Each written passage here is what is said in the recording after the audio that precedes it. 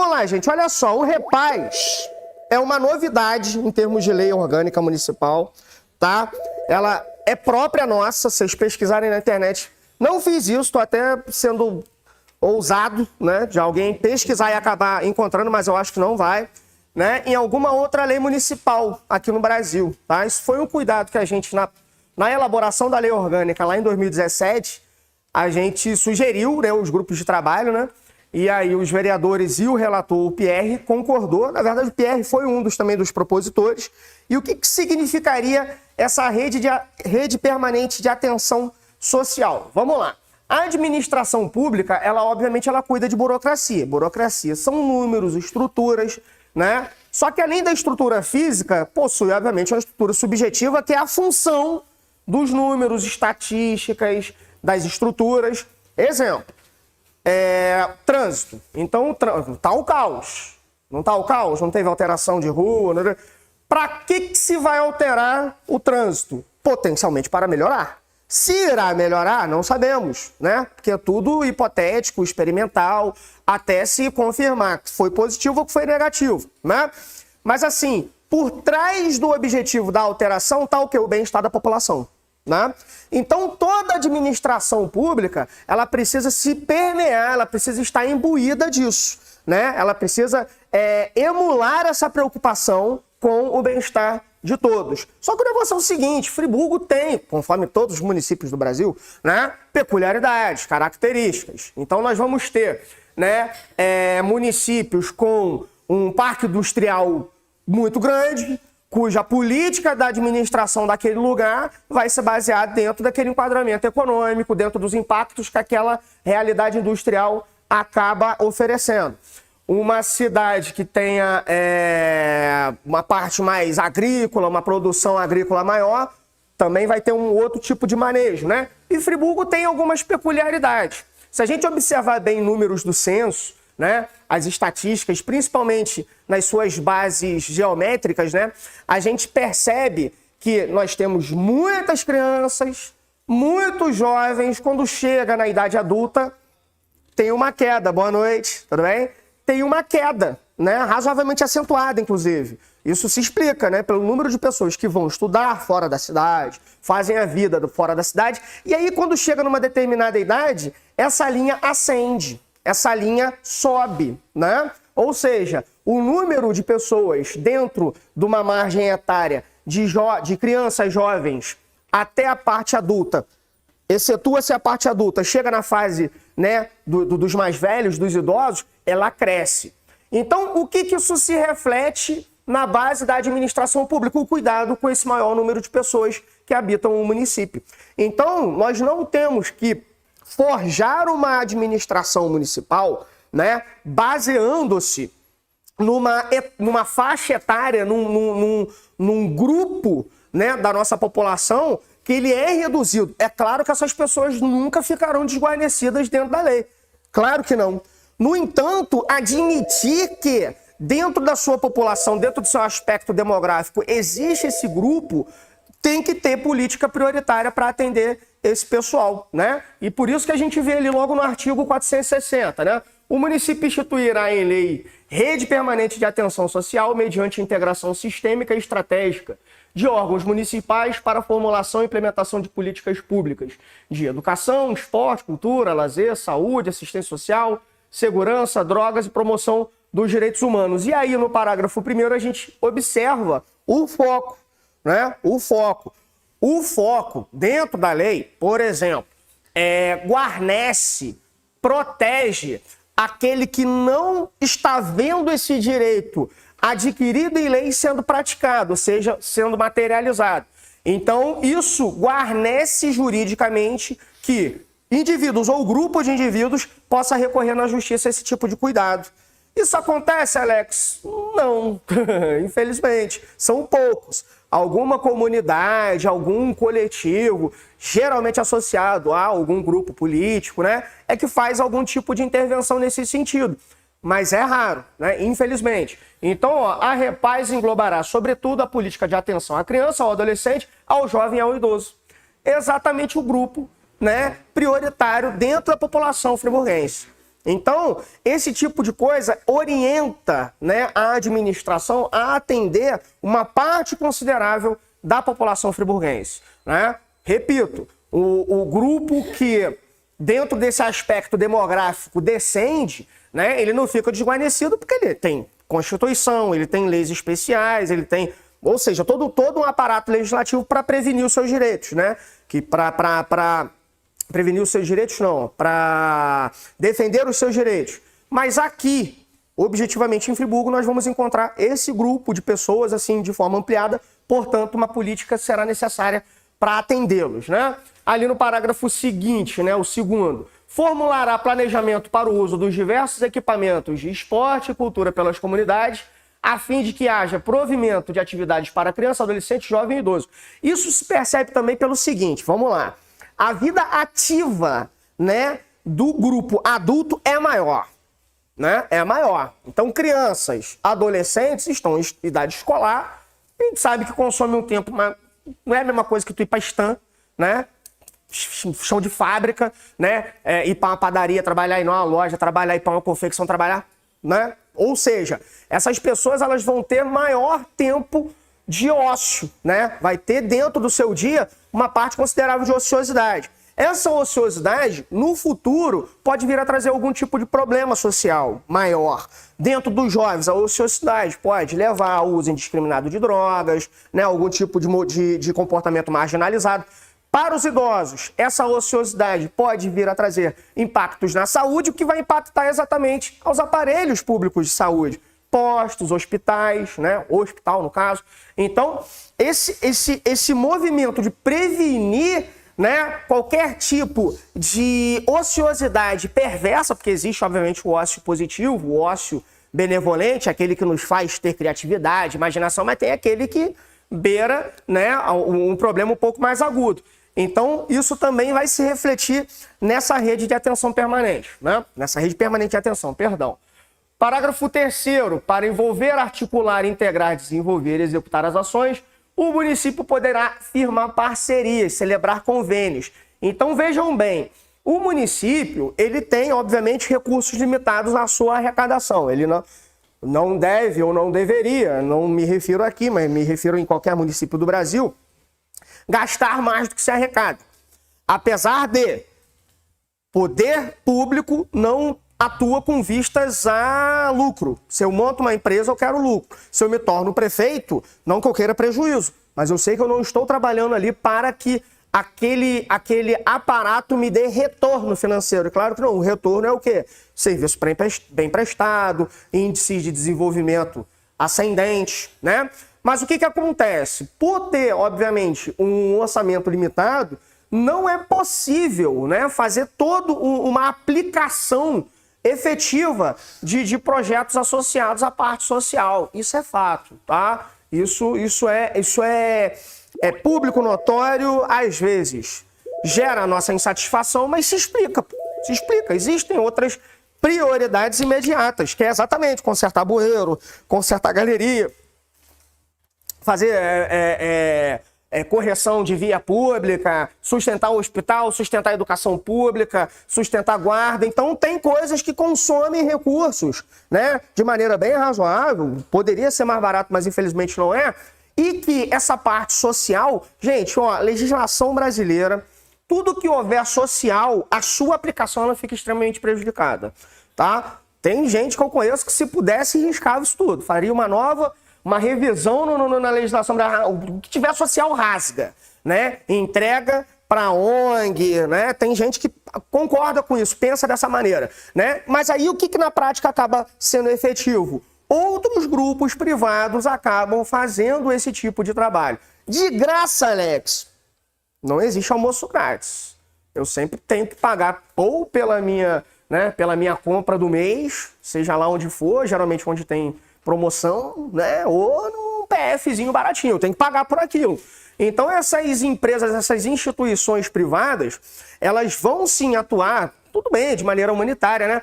Mas sofrem com isenção de impostos. Sofrem não, né? São privilegiadas com isenção de impostos e podem vir a ser premiadas também com editais, né? Porque aí o poder público, ao invés de pegar um montante que não seria o suficiente, mas ele já serve como premiação para alguma instituição que faça isso.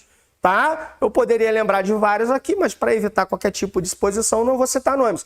Mas é só vocês lembrarem, instituições privadas que atuam no campo social. Tá? São muitas, muitas. Conglomerado de mídia, conglomerado de bebida, né? Além de outras instituições. Né? Beleza. Até aqui tá tranquilo? Então, ó, aqui no artigo 460, não precisa ficar lembrando o número de artigo, tá, gente? Sério mesmo, tá? A não ser que vocês queiram se especializar nessa bodega. Mas fora isso, é entender o teor, né, do que a lei institui, tá?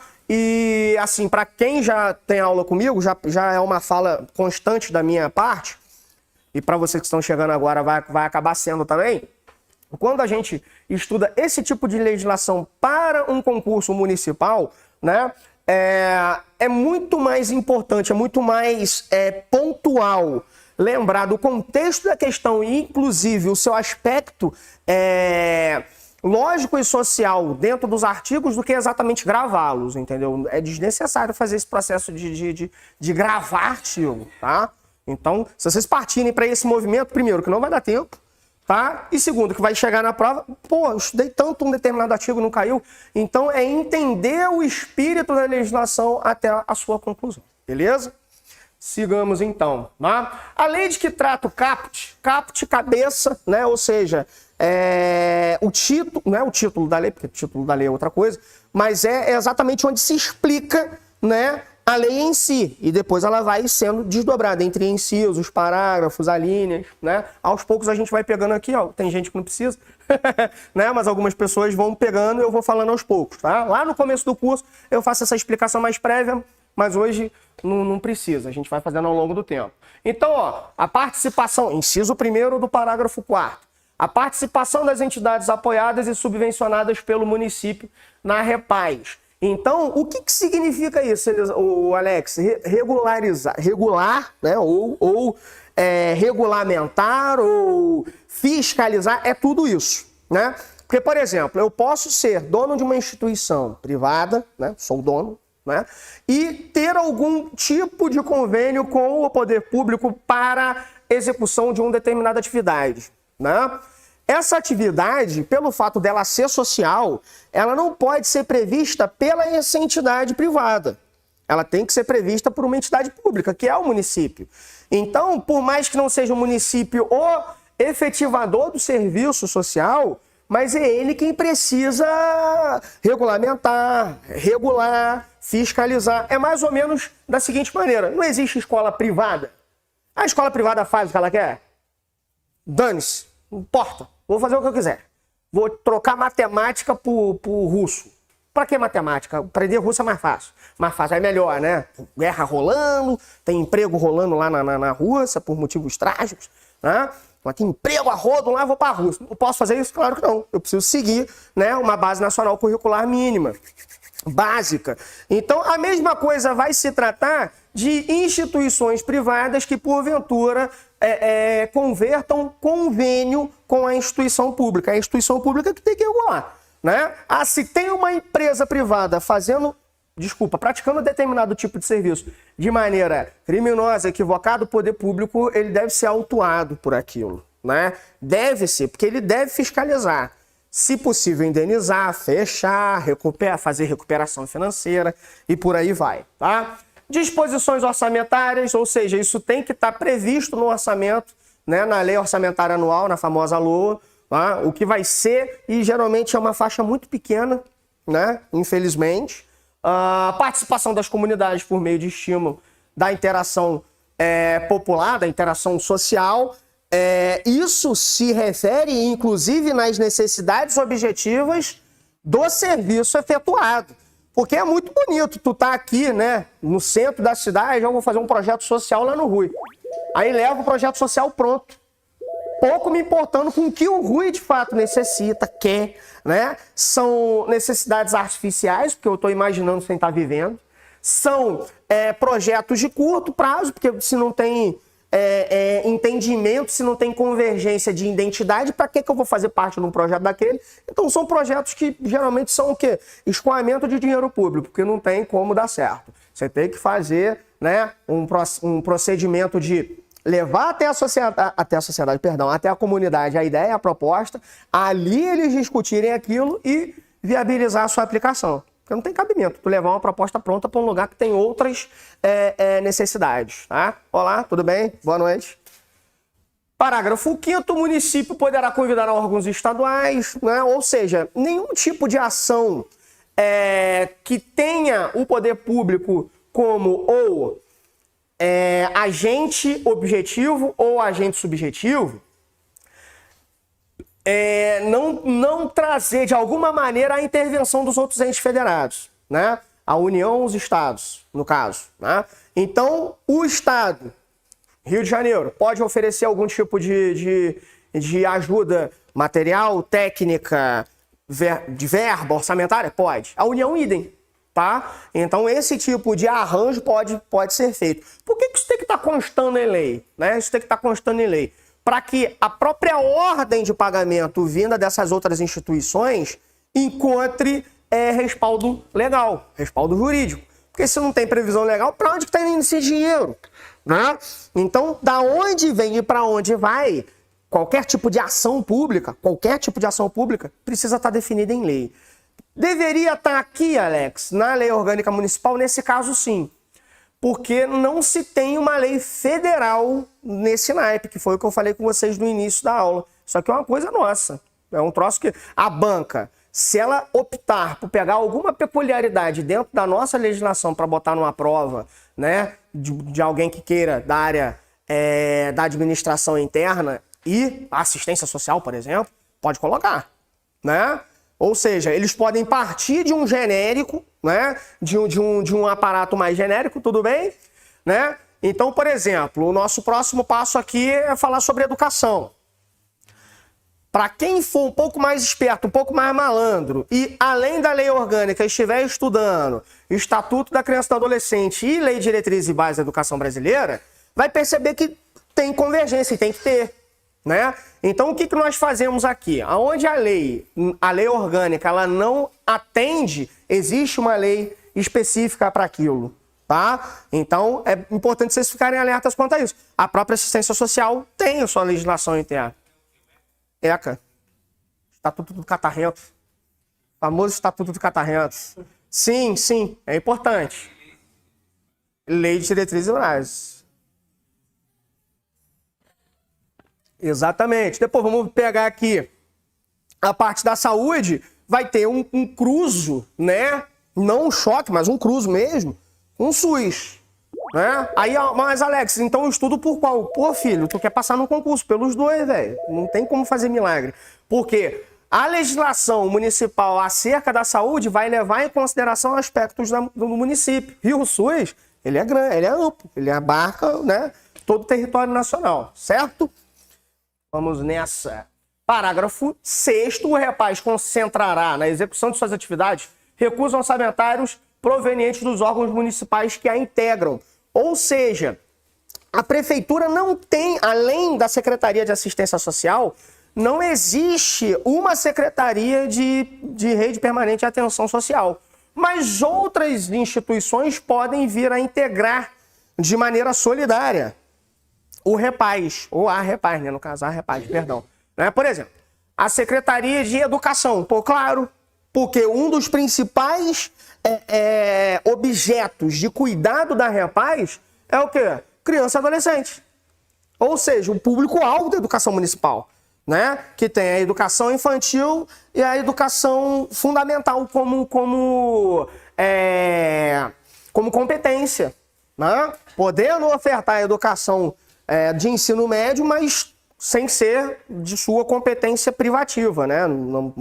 Quem tem esse tipo de competência é o Estado, né? E educação superior, a esfera federal. Mas outras instituições, outros órgãos municipais, do município, podem vir também a atuar e portanto, também receber algum tipo de dotação orçamentária, né?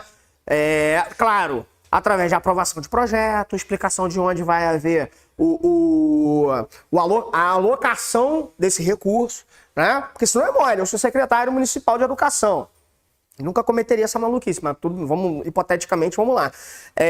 Mas, pô, vou apresentar um determinado projeto de atenção social a crianças dentro da educação básica municipal que tenha uma renda familiar de até 3 salários mínimos, o que é muito pouco, né?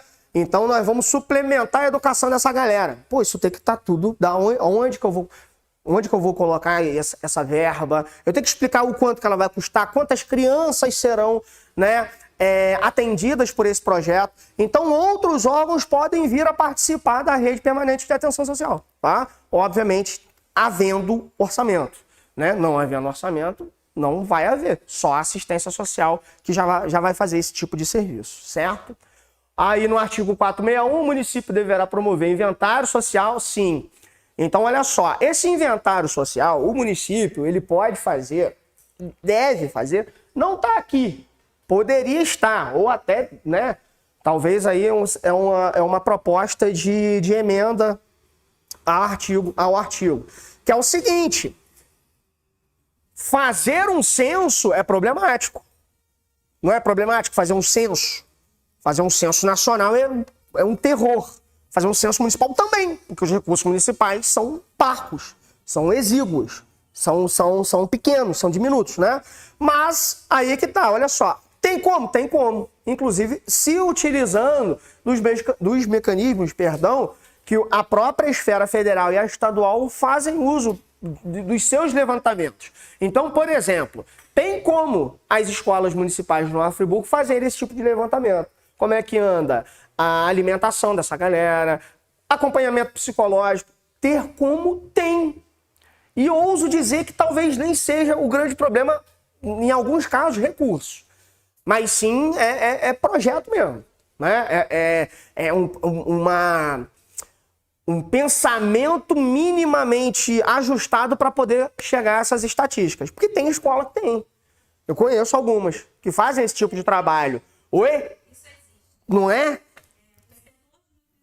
Faz uma pesquisa diariamente das crianças que têm tolerância. Isso. Que têm problema com... Dá para fazer. A parte psicológica, idem, né? Aí, por exemplo, quando chega na fase, vou chamar de crítica, tá, gente? Mas é crítica por conta dos cuidados e necessidades, né? Que são os maiores de 65 anos e 70. Também tem como fazer esse tipo de levantamento. Claro que tem. Fazendo uso, por exemplo, com entrada em hospital, ajuste no INSS com solicitação de exame. Tem como ver isso tudo. O negócio, ó, é pensar. Pensando, dá para resolver grande parte desses problemas, né? Sim, claro. Tudo gera, exatamente, tudo gera um campo estatístico. É o que você vai fazer com essas estatísticas. Você pode torturar ela para ela te dar razão, para falar que tá bom pra caramba. Ou você pode analisar friamente e atuar, né? É que nem eu gosto de citar aquele filme, o Tropa de Elite, né? Quando um dos policiais ele tá fazendo o levantamento do crime, a mancha criminal, né? Aí ele tá fazendo a mancha criminal de uma área de praia, né? Não, mas nós encontramos 2 corpos perfurados, né? Você virou legista agora? Não, corpo na praia é afogamento. Ou seja, o que o poder público faz com as estatísticas é o que, na verdade, garante a boa execução ou não execução de determinado serviço. Né? Em vez do que se você é funcionário público da rede de servidores, em vez de ver o social, porque eles trabalham para a população, veio que é interessante para a máquina. Com certeza, é o famoso vou facilitar o meu, né? Porque isso aí, de fato, é uma crise, que isso não acontece só no Brasil não, tá, gente? Isso não acontece só no Brasil não, já vi em outros lugares inclusive bem desenvolvidos, né? Uma característica negativa do servidor público, eu tô falando isso, assim, por favor, não me leve a mal, sob hipótese alguma, né? Que é pessoalizar uma atividade que é coletiva, né? Então, por exemplo, um servidor público, a própria palavra vem servir, pera lá, com direitos reservados, defendidos, sem nenhum tipo de exploração, né? com proteção a assédios, né, desvio de função. Pô, tudo isso o indivíduo ele tem que ter preservado. Mas, de fato, a sua função é para o coletivo, né? É para o coletivo. Eu posso ser um professor de uma instituição privada e atuar coletivamente, mas na última casinha do jogo, o que está acontecendo aqui? O lucro da escola, é claro, com vistas à aprovação de vocês, e o meu pagamento. Se vocês forem aprovados, pô, que bom, legal mesmo, bom mesmo, né? Isso é bom para a escola, é bom para vocês e tal. Mas a linha de conclusão do serviço, ela vai estar feita quando o curso acabar. Vai cada um pro seu canto, vai ter outro curso aí, um curso militar maluco qualquer aí, que eu vou dar aula, eu vou ganhar salário. Agora, a atuação no serviço público, a ponta final, ela é muito prejudicial se ela não for bem executada, né? Ela atinge muito mais pessoas, tá? Parágrafo único. Então, só concluindo o raciocínio, esse tipo de inventário, ele pode ser feito em ajustamento com os números do próprio IBGE, né? Aliás, vamos lá. O primeiro número geralzão que a gente vai alcançar já vem do próprio IBGE, que é o censo, que é a população específica da cidade, que é criança, jovem, adulto, idoso, né? Então, dali você já tem um ponto de partida para empreender esse tipo de política de rede permanente de atenção social. Show de bola? Beleza? Tranquilo? Alguma pergunta? E aí, curtiu essa aula? Então faz o seguinte, deixa agora mesmo o seu like para fazer com que esse vídeo chegue ainda mais longe e ajude ainda mais pessoas. Inscreva-se no canal e ative o sininho. Aproveite também para poder deixar o seu comentário aqui embaixo. Se tiver alguma dúvida, pode deixar também, que a gente vai estar acompanhando tudo. Valeu?